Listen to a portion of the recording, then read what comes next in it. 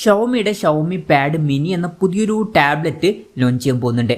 ഇത് കോമ്പാക്റ്റ് ആയിട്ടുള്ള ഫ്ലാഗ്ഷിപ്പ് ലെവലിൽ വരുന്ന ഒരു ടാബ്ലറ്റ് ആയിരിക്കും. ഈ ഒരു വീഡിയോയിൽ നമ്മൾ നോക്കാൻ പോകുന്നത് ഷവോമി പാഡ് മിനി എന്നുള്ള ടാബിനെ പറ്റിയിട്ടാണ്.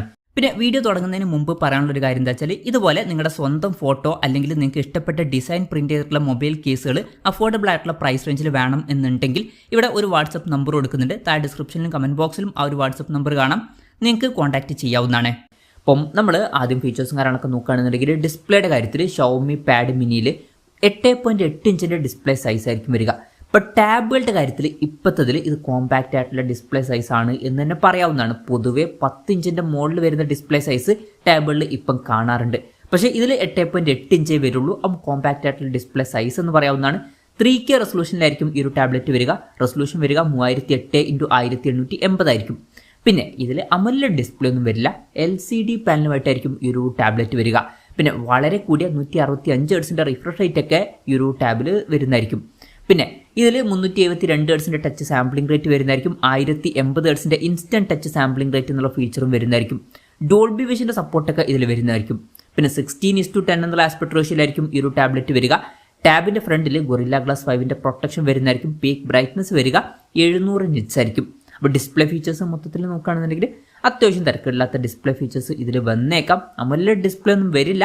പക്ഷേ ടാബുകളുടെ കാര്യത്തിൽ ഇവൺ ഒരു 50,000 രൂപ പ്രൈസ് റേഞ്ചിലും ഇപ്പോഴത്തതിൽ അധികം നമുക്ക് അമോലെഡ് ഡിസ്പ്ലേ എക്സ്പെക്റ്റ് ചെയ്യാൻ പറ്റില്ല.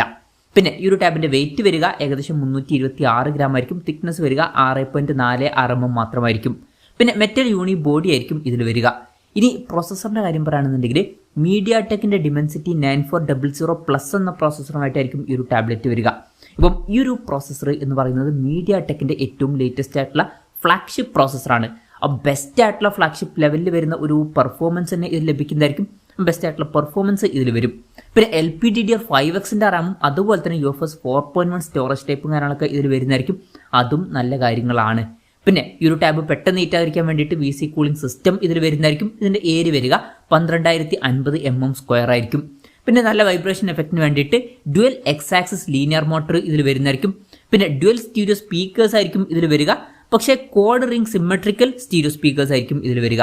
ഡോൾബി അറ്റ്മോസിൻ്റെ സൗണ്ട് ഇതിൽ സപ്പോർട്ട് ചെയ്യുന്നതായിരിക്കും. Android 15 ബേസ് ആയിട്ടുള്ള HyperOS സോഫ്റ്റ്വെയർ ആയിരിക്കും ഇതിൽ വരിക.